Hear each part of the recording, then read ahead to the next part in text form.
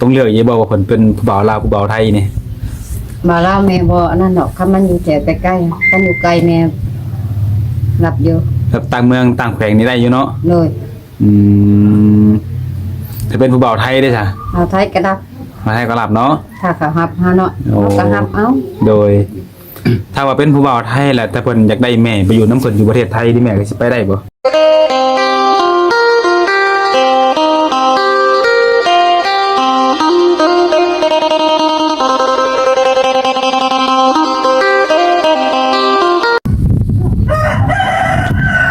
โอเคทุกคนเนาะเปิดภาพมาในมื้อนี้ก็อยู่ที่บ้านของสาวโสดเด้อทุกคนเด้อก็สิว่าสาวโสดนำใหม่ก็แม่นแต่ว่าสาวโสดรุ่นใหญ่ทุกคนเนาะโดยก็ก็ขอกราบทักทายสบายดีและสวัสดีเด้อพ่อแม่พี่น้อง FC เนาะของบาศิลัดโมสุขุสุคนสิเป็น FC ฝั่งลาวฝั่งไทยหรืออยู่ต่างประเทศทุกคนเนาะมื้อนี้ก็ยินดีต้อนรับเข้าสู่ช่อง YouTube ของบาศิลัดคือเก่าทุกคนเนาะมาพบมาพอกับบาศิลัดในคลิปนี้ทุกคนเนาะก็มาเปิดใจให้สาวโสดรุ่นใหญ่ทุกคนเนาะอายุก็ประมาณ50กว่านี่แหละทุกคนมามื้อนี้ก็ได้ก็ เพิ่นนี่เป็นแม่ห้างทุกคนเนาะอยากสร้างครอบครัวทุกคนคือปัจจุบันนี่ก็อยู่นำกันก็มีลูกสาวมีหลานแล้วก็มีแม่ตู้ทุกคนเนาะรวมแล้วก็มีแต่ผู้หญิงเนาะส่วนผู้ชายก็เป็นหลานยังน้อยอยู่ทุกคนเนาะสำหรับสาวโสดผู้นี้เนาะถ้า FC ฝั่งใดเห็นแล้วทุกคนเนาะได้เบิ่งคลิปนี้ทุกคนเนาะก็ทางติดต่อเอาในคลิปนี้เลยทุกคนเนาะเพราะว่าสิลันนี่จะขึ้นให้เลยทุกคนเนาะไปเรื่องราวของแม่คนนี้จะเป็นจังไดเดี๋ยวบาษัทจะเข้าไปอบรมกับเพิ่นเนาะถ้าถึกอกถึกใจก็ทักทายลมได้ทุกคนเนาะไปพูดถึงไหนทุกคนเนาะวันนี้ก็ได้มาหาทางผู้สาวโสดรุ่นใหญ่ทุกคนเนาะดูเด้อสบายดีสบายดีสบายดีเนาะก่อนอื่นก็ขออนุญาตถามก่อนมีชื่อว่าจังไดเนาะชื่อแล้วจริงหรือเปล่าเอาจริงก็ได้ชื่อดินก็ได้ชื่อดินก็ชื่อคันชื่อคันบ่ถ้าดีเดี๋ยวจึงเบิดงานบ่ชื่อดินก็ได้อายุจักปีเลยโอ้50ปลายได้50ปลายเท่าไหร่แม่50ปลายในปลายเท่าไหร่เลย53บ่53ปีโดยอันนั้นคือแม่นี่เป็นห้างบ่หรือว่าเป็นหมายเป็นห้างบ่ได้เป็นหมายโอ้เป็นแม่ห้างจักปีเลยโอ้แต่ลูกยังน้อยโอ้ก็บ่ได้แบบล้มคบหากับผู้ใดเลยแม่นบ่โอ้โดยมีลูกกันจักคนตอนนี้นะ4คนมีลูก4คนลูกเพิ่นสร้างครอบครัวมันแล้วบ่แม่นของครอบครัวแม่อยู่กับไผทุกมื้อนี่อยู่กับยายโอ้ยายเพิ่นอยู่จักปีเลยนี่ก็ลูกสาวผู้นึงยายก็อายุ92โอ้โดยลูกสาวผู้นึงก็บ่มีผัวก็เป็นแม่ห้างคือกันอ้าวลูกสาวก็เป็นแม่ห้างกันบัดนี้เนาะเลยแล้วอยู่ใช่ไหมแล้วบ่เห็นนะแต่คือได้มานี่นะคือแม่มานี่คือแม่อยากสร้างครอบครัวอีกบ่เลยอยากสร้างครอบครัวอีกถ้ามีไผสมัครแม่ก็รับโดยน้อยใหญ่แม่บ่ติเฒ่านมบ่ติโดยรับได้เด้อเปิดใจเสมอโดยโอ้คือแม่ต้องการอยากสร้างครอบครัวอีกเนาะว่าง่ายกันเนาะสิเป็นอยากมีผู้อาศัยอยากมีผู้ที่เป็นเสาหลักกันนะโดยโอ้ต้องเลือกอย่าบอกว่าเพิ่นเป็นผู้บ่าวลาวผู้บ่าวไทยนี่บ่าวลาวแม่บ่อันนั้นดอกคันมันอยู่แถวใกล้ๆคันอยู่ไกลแม่รับอยู่แบบต่างเมืองต่างแขวงนี่ได้อยู่เนาะเลยถ้าเป็นผู้บ่าวไทยได้จ้ะเอาไทยก็รับมาไทยก็รับเนาะถ้าเขารับเฮาเนาะเฮาก็รับเอาโดยถ้าว่าเป็นผู้บ่าวไทยแหละแต่เพิ่นอยากได้แม่ไปอยู่นำเพิ่นอยู่ประเทศไทยนี่แม่ก็สิไปได้บ่โอ้ยแม่ขออยากมาอยู่บ้านพี่แท้บ่มีผู้อยู่นำยายเด้เนาะมีผู้ถามซ้ำสู้เด้ยายเด้แม่เด้โดยก็บ่มีผัวบัดนี้ถ้าแม่ไปสิไปได้บ่โดยมีแต่ว่าถ้าว่าได้สู้ได้แฟนหรือว่าได้สามีอีกก็อยากได้เพิ่นมาอยู่นำเนาะเลยโอ้โดยทุกคนก็คือไปอยู่นำเพิ่นนี่แม่นบ่ได้อยู่แล้วเนาะแล้วปัจจุบันนี่เฮือนในซานแม่นี่ประกอบอาชีพหยังนั่นแหละโอ้ยเฮ็ดสวน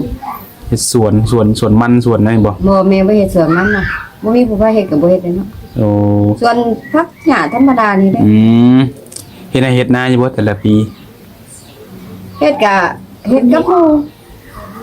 บ่พาเฮ็ดจังเฮ็ดบ่ให้เฮ็ดนำนั่นก็แล้ว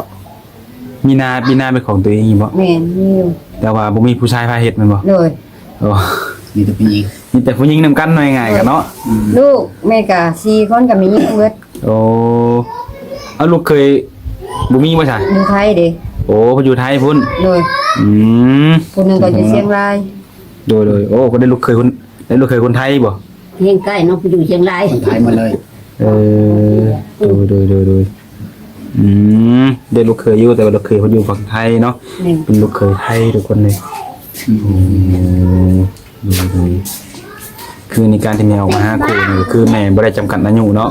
บ่ได้จำกัด ว่าสิเป็นวัยรุ่น วัยรุ่นก็เอา ผู้ ถ้า เฒ่า ประสบแม่ถ้าก็รักแม่ไม่เอาได้เสมอ ขอได้เพิ่นรับแม่ได้ไว้ง่ายกัน โด เนาะ ยเพิ่นทำแม่ได้แม่ก็รับได้ โดย เขาบ่ปฏิเสธแม่ไม่รับได้เพิ่นลูกก็ทำคำสู้ทุกสิ่งทุกอย่าง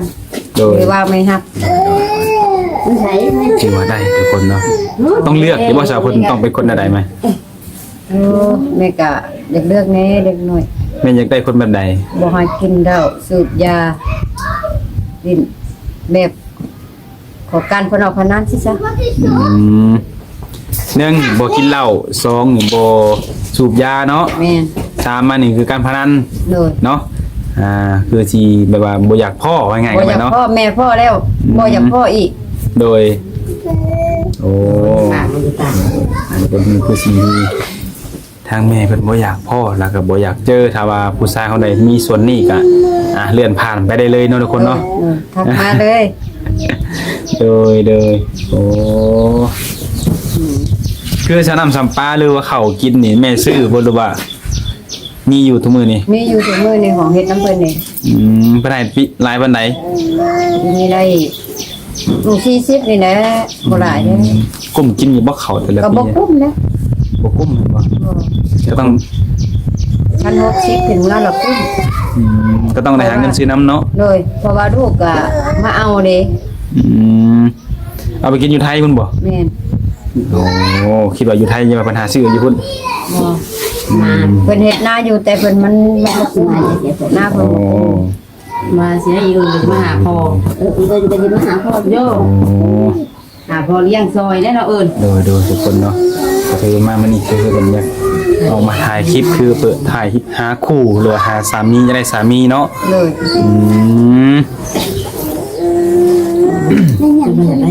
ถ้าเพิ่นอยากมาหามาเยี่ยมมายามแม่เนี่ยเพิ่นมาบ่ มาให้มาโลด มาได้เนาะ เลย มาได้แล้วก็มาเบิ่งกันเนาะมาโอ้มาลมกันเนาะ เลย ว่าสิไปกันได้บ่หรือว่าไปกันบ่ได้จังว่ากันทีหลังตัวนี้เนาะ ป้า แต่ละมื้อนี่แม่ก็บ่ได้ไปทางใดว่าซะ บอก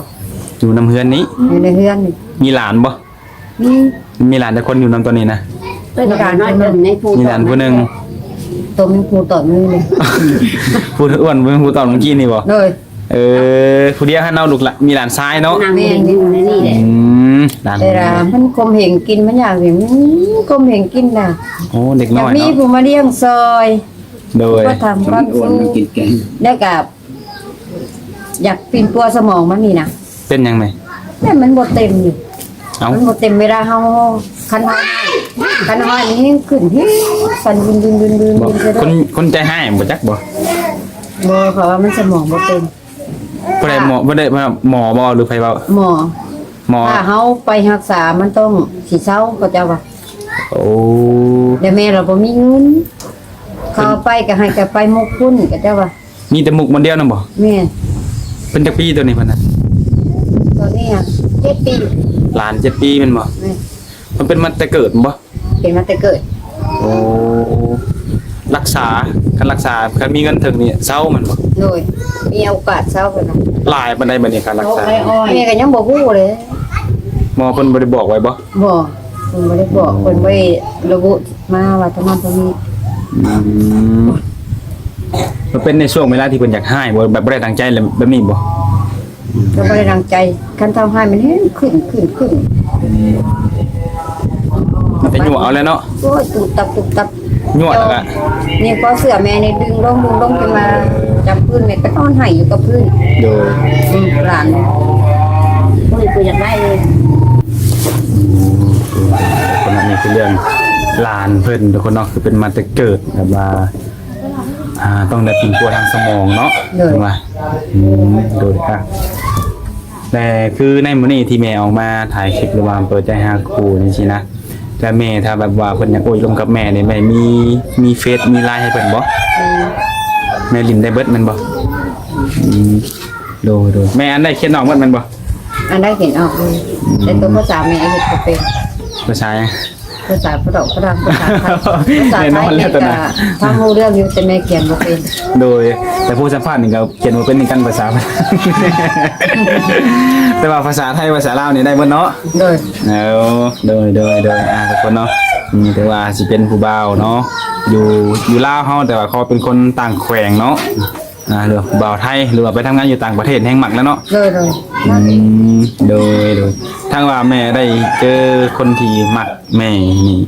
แปลว่าต่างคนต่างมักต่างหักกันสิเนาะตกลงปรงใจกันแบบหมั่นมาขอกันนี่นะแม่สิจัดงานแต่งอีกบ่ ลองเบิ่งแต่คันมนเนาะมันค่ามันหลายกะอยากลองเบิ่งเนี่ยงบมันหลายกะถ้าเพิ่นว่าเฮ็ดนั่นเนาะนี่เนาะนั่นเนาะนี่เนาะแม่กะตกลงโอเค แล้วแต่ทางเพิ่นมันบ่เนี่ยถ้าว่าเพิ่นแบบมีทุนมีงบอยากสร้างงานแต่งก็จัดมันบ่ เลย โอ้ถ้าบ่มีก็ผู้ขอตัวแทนธรรมดานี่ก็ได้แม่นบ่ จัดถ้าเพิ่นบ่รังเกียจมีเฒ่าเราซั่นสิเฮ็ดงานบ่ได้ดอกเฮ้ยซั่นสิเฮ็ดงานต่อมันแต่งบ่คือดอกแม่ก็ตามใจเพิ่น โอ้โดยแม่สิเอาค่าดอกนี่มันแพงบ่ โยก็เว้ากันถูกต้องกองกันกันเนาะหน่อยหรือหลายเฮาก็เว้ากันได้ตามอายุเฮานี่แหละเห็นว่าก็จะเว้าเพิ่นก็บ่เป็น บอกได้บ่ตอนนี้ กะได้ประมาณเท่าไหร่เนาะ เพราะว่าส่วนหลายอันหลักคือเราในการฮู้เนาะแม่นอย่างฮู้หลักคือค่าดองค่าที่สอดเลยส่วนหลายอย่างฮู้ส่วนหลาย บ่แล้วเพิ่นว่าสินสอดผู้เฒ่านี่มันแพงกว่าผู้สาวแล้วว่าสิได้ลูก ว่า เอ้าไล่มามันมีกำไรนำลูกนี่ได้กินแห้งลูกเต้าน้ำเพิ่นเนาะไงเนาะบ่ได้เลี้ยงลูกซอยแต่ได้กินแห้งเนาะ เพิ่นก็เอาค่าร้องเพลงค่าแห้งหน่อยเพิ่นว่าเด้เพราะว่าเฮาเป็นแม่ห้างมาลูกติดลูกติดมาก็เอามีได้ลูกซอยมีเพิ่นมีกำไรอีกคันผู้สาวนี่ค่าร้องยันเมืองเพิ่นว่านี่แม่ห้างก็นั่นได้มีลูก2ลูก3บัดนี้นึงอันนี้เด้บ่ได้ยินบ่เพิ่นว่าค่ะ แม่นอยู่ลูก2ลูก3เงินไปเป็นแห้งแพงนะค่ะดอง เอ้าก็ตาบ่อยู่ดู ทำมาเนาะ บ่มันสิเป็นแต่ละหมู่บ้านเนาะบางคนก็ว่า3ทางใหม่ๆนี่ถ้าดองสิรุดจริงบ่แม่นเนาะแห้งแพงขึ้นเลย สิแล้วเพราะมันม่วนเนาะหัวม่วน โดยเข้าใจอยู่โดยมีแต่ว่ามาโอ้ล้มกันลงเบิ่งเนาะ โดย กันแล้วเว้ากันถึกใจนะแม่เนาะเรื่องขาดองขาหยังนี่ก็มันก็ว่ากันได้ทีหลังอยู่ตัวนี้เนาะโดยอันทุกคนแต่ว่าเพิ่นอยากมาหามาเบิ่งมาเยี่ยมมายามตัวจริงก่อนก็ได้เนาะ คุยกันเองเนาะ แม่นต้องคุยกัน คุยกันเอง โทรมาลมกันเนาะถ้าว่าในการโทรลมแล้วมันบ่สะดวกบ่จังกันมาหากันอยู่เฮือนเราได้ไหมเนาะ โดย เห็นว่านั่งเว้ากันอยู่เฮือนจังซี่แล้วนี่อันนี้คือเฮือนแม่เองแม่นบ่เฮือนแม่เองนี่มีครบมันบ่เครื่องใช้ซอยหยังต่างๆนี่ ก็บ่มีเลยเนาะอยู่กันนี่มันก็ได้บ่ได้นะ บ่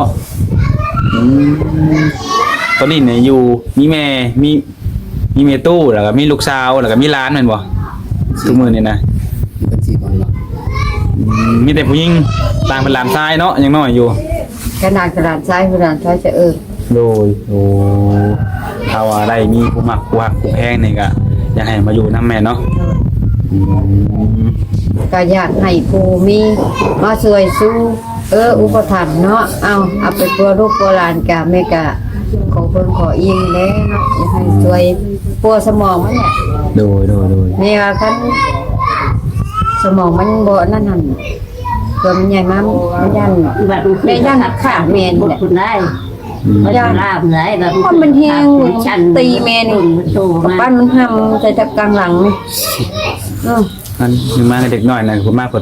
เป็นแบบนั้นแหละเนาะแต่ปกติเพิ่นละเฮาผู้ใหญ่มันได้ลีกเอาถ้าเป็นผู้ใหญ่นะผู้อยู่ ใครรบเขาเห็นแม่ผู้ตาบอดนี่ติดไปบ่ได้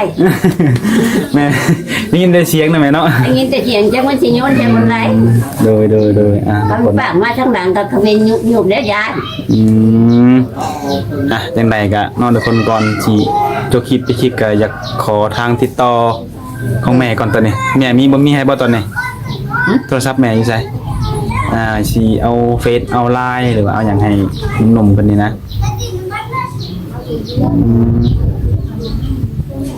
ทุกคน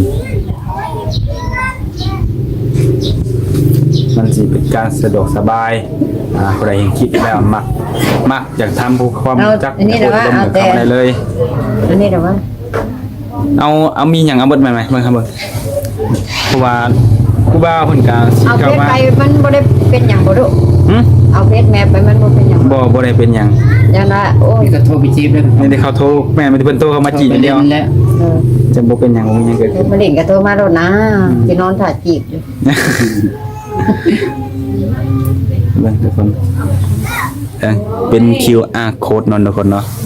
ใครอยากอยากลงกับทางแม่มันก็สแกนเอาได้เลยทุกคนเด้อนี่เป็น QR code หรือว่าสิเอา Facebook ให้อีกเพราะว่าหนุ่มๆเพิ่นก็มาสิมาทางเฟซแล้วก็ทาง LINE บางคนจะลิ้นบ่คือกันบางคนก็ ยักมือถือ เอาชื่อเฟซแม่เป็นตัวลาวเนาะทุกคนเนาะกันทลีภูมินีเนาะ โดย โดยทุกคนเนาะโอเคมาบ่ ถ่ายดอกถ่ายไปไหนนะ หา FC จะคุยก็ได้ เฟซสนใจติดต่อได้ โดย พี่บ่าวฟังไทยฟังลาวลมได้เบิดเนาะ ได้ หน้าตาแบบใดก็ได้บ่ ได้เห็นแล้วอันเพิ่นเลยคุยกันเปิดกล้องใส่กันนะเปิดใจใส่กันเนาะ แม่นลืมเป็นความแม่ว่าอยู่ บ่ให้ปิดบัง เปิดกล้องเบิ่งหน้าเบิ่งตากันชัดเจนแล้วเนาะ เอ้ย หมักได้ หาลัง ก็ วิก ลมหมักบ่ได้แล้วก็บ่ลม หาลังอีกปากจีกได้แต่นั้นเนาะ โดยโอเคแม่ขอบใจ เข้าใจ โดยโอเคสำหรับเฮามื้อนี้ก็สิเอาซั่นนี้ก่อนนะแม่เนาะ เลย มาลุ้นกันว่าทางแม่สิเจอเนื้อคู่ฝั่งใดเนาะโดย ต่าง โอ ประ เค เทศบ่ได้ เนาะ พอต่างประเทศก็มีเนาะ โดยแม่แน่เนื้อคู่เฮาอนาคตเฮาแน่บ่เห็นนะแม่เนาะโอเคมื้อนี้ก็ ไปมาแมลงก็มีด้วย โดยขอบใจทางแม่หลายๆที่เสียสละอารมณ์ให้กับชุมเฮามื้อนี้เนาะโอเคเอากลับก่อนนะแม่มื้อนี้เด้อเด้อสบายดีแม่สบายดี เข้าใจเลยได้